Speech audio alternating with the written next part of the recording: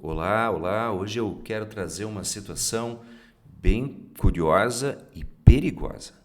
Aquela situação em que o culpado aponta o dedo, em que o culpado passa a culpar todas as pessoas ao seu redor e auto-justifica-se, ou melhor, justifica os próprios erros, culpando os outros, apontando o dedo.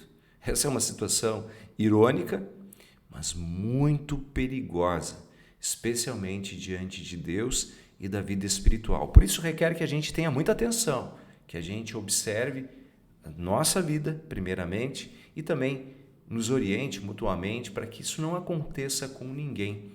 Porque esse ato de culpar o outro, de justificar-se, vai cegando a gente espiritualmente, e a gente começa a não enxergar mais nada, apenas os nossos próprios desejos. Eu quero trazer como pano de fundo, como história motivadora que eu li e relembrei essa situação, a história do rei Acabe, que está lá no final de 1 Reis, capítulo 16, 1 Reis 17, assim por diante. Contemporâneo do profeta Elias. Ele era o culpado. Ele era culpado por causa de uma baita crise em Israel, no reino de Israel. Rei Acabe era culpado.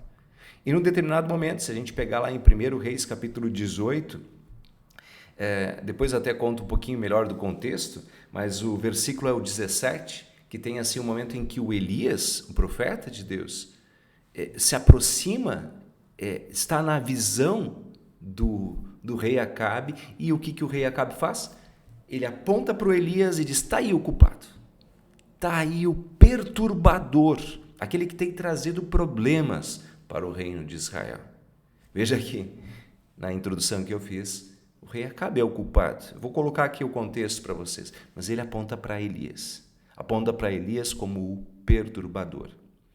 E eu quero mostrar para vocês que o diabo é muito astuto e ele faz isso trazendo a convicção a Acabe de que Elias de fato é o culpado. O Acabe acredita mesmo que o Elias é o culpado. Ele é convicto disso. Mas o que acontece? Deixa eu explicar então com mais calma, lembrando ali os textos bíblicos e até convidando você a olhar melhor lá o final de 1 Reis, capítulo 16, 17, essa história como um todo. Vocês sabem que acontece que o rei Acabe, diz lá 1 Reis 16, que ele foi um dos reis piores do ponto de vista espiritual, que abandonou a Deus, que viveu em mentiras, que ergueu um templo para o deus Baal, para a deusa Aserá, né? E que fez uma coisa terrível. Diz assim o texto, é engraçado que o texto diz que uma das piores coisas que ele fez, as piores escolhas, foi casar com Jezabel, uma rainha idólatra de um povo idólatra que, de fato, sempre influenciou e conduziu ele para mais e mais e mais e mais idolatrias.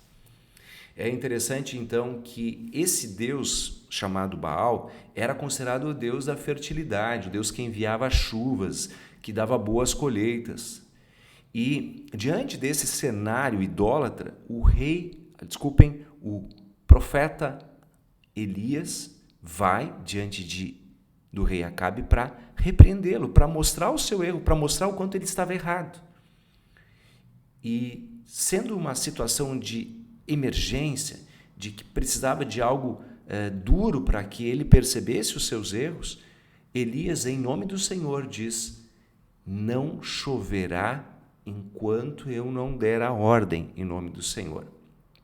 Essa palavra do profeta Elias, ela de fato confrontava e expunha a falsidade de um Deus que era adorado como o enviador da fertilidade, o Deus Baal. O Deus Baal era quem se atribuía a bênção das chuvas.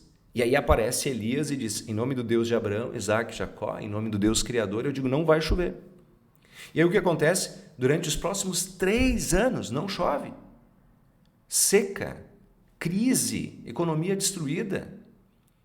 Ora, é fácil para o diabo, numa mente frouxa, dizer: olha, a culpa é de quem? A culpa é do Elias. Foi o Elias quem anunciou que haveria seca. Percebe?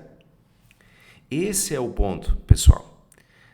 Então o Acabe ele é fortalecido por essa circunstância maligna e quando ele enxerga Elias, ele vai apontar o dedo, está aí o culpado. Ele é o perturbador, ele é o perturbador. E neste ato, mais uma vez o diabo o enrola e ele não consegue olhar para si mesmo e confessar a sua culpa, em olhar os seus erros. Isso é célebre, é natural, desde os nossos pais, desde Adão e Eva, você deve lembrar, né? Quando Adão e Eva caíram em pecado, o Senhor Deus chega diante de Adão e pergunta, o que tu fez? O que foi que fizeste? Diz, eu não fiz nada, a mulher que tu me deste é que deu o fruto e eu comi. Ou seja, a culpa é apontada para a mulher e do próprio Deus. Foi tu que me deu a mulher, então a culpa em última análise é tua. Assim também, quando confrontada, Eva diz, não fui eu, a serpente me enganou e eu comi. Esse é uma situação irônica, mas como eu disse, muito, muito, muito perigosa. Um texto muito claro que a gente cita com frequência é 1 João, capítulo 1, versículo 8 e 9. Se dissermos que não temos pecado, aqui eu abro parênteses, ou ficarmos colocando, a culpa e o pecado nos outros, se dissermos que não temos pecado, a nós mesmos nos enganamos, a verdade não está em nós. Mas se confessarmos os nossos pecados, Ele é fiel e justo para nos purificar, nos perdoar de toda a iniquidade, de toda a injustiça. Vejam, esse é um assunto importante porque eu volto a dizer aqui pela experiência, pela análise, que o diabo usa muito isso. Ele faz com que a gente fique se auto-justificando. Se eu cometi um erro, talvez por impulsividade, não, mas o outro me provocou, o outro fez aquilo, e eu nunca assumo, eu nunca confesso, eu nunca me rendo, eu nunca me dobro diante disso. E isso acontece com muita frequência. E em nome de Jesus, pregando aqui a palavra de Deus, trazendo a reflexão bíblica, eu convido para que você tenha cuidado com essa situação. Mas há de se também ter aqui uma orientação sobre como lidar com esta culpa que nós assumimos, sem nos sobrecarregarmos e virarmos, enfim, os culpados e vivermos aí nos arrastando para lá e para cá. Há uma situação bíblica muito curiosa, Levítico capítulo 16, que é uma orientação já das leis mosaicas, de que essa confissão de pecados ou essa confissão de culpa acontecesse junto a um ritual em que se tinha um bode, chamado bode emissário. O sacerdote tinha, dentro do seu ritual, um momento de oração em que colocava as mãos sobre a cabeça desse bode emissário. E aí ele trazia nesta oração, como que representativamente, a culpa sobre este bode emissário que era levado ao deserto, como uma culpa, uma condenação que havia se afastado, que havia sido levado embora. Vem depois até a expressão, o bode expiatório, aquele a quem se coloca a culpa. Veja, dentro dessas circunstâncias todas, nós temos neste animal, neste ritual, na verdade, uma profecia apontando para aquilo que aconteceria em Jesus. Por isso que quando João Batista olha para Jesus, ele diz, eis o Cordeiro de Deus que tira o pecado do mundo. Se o Acabe olhou para Elias e diz, está aí o perturbador, o João Batista olha para Jesus e aí está o Cordeiro de Deus que tira o pecado do mundo. É de certa forma semelhante porque parece que a culpa é colocada sobre o Cordeiro, mas é um tanto quanto diferente. A diferença é que não somos nós que transferimos a culpa para enganar, mas Deus mesmo transfere nossa culpa para o seu Filho, para nos salvar. Em Cristo a culpa não é negada nem disfarçada. A culpa colocada diante de Cristo é perdoada, absolutamente perdoada, destruída, porque Cristo carregou sobre si a nossa culpa sobre o Calvário. E Ele não apenas fez isso, doando a sua vida por nós, Ele também ressuscitou, confirmando esta vitória e esse perdão que nos é dado. Por isso, esse é o convite para que a gente reflita, para que a gente sempre de novo procure, confesse nossos pecados, tenha essa coragem e esta humildade. Perceba, o pecado é negado pelo orgulhoso e pelo soberbo, porque ele não pode abrir mão do seu Deus, que não é nem Baal, nem Aserá, mas é a sua postura, a sua vaidade.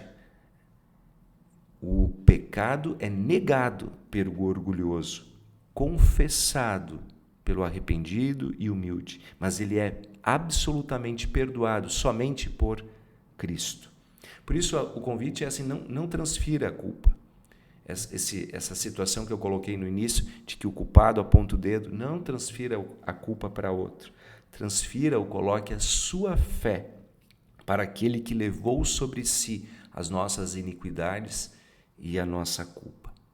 Faça isso em Cristo Jesus e fortaleça-se, não pela palavra astuta do diabo, que tenta auto-justificar-se ou justificar os próprios erros, mas fortaleça-se na palavra da misericórdia de Deus, que se renova a cada manhã. Ali nós podemos de fato saber que nossos pecados são perdoados e podemos nos renovar para uma vida de justiça, de perdão, de salvação, de leveza, não de sobrecarga por causa da culpa, porque estas cargas são colocadas sobre Cristo, o Senhor, nosso Deus, o nosso Salvador. Essa é uma palavra de sabedoria, é uma palavra também de salvação. Portanto, creia no Senhor Jesus. Seja perdoado, seja salvo e tenha sempre uma nova vida. Que assim seja. Amém.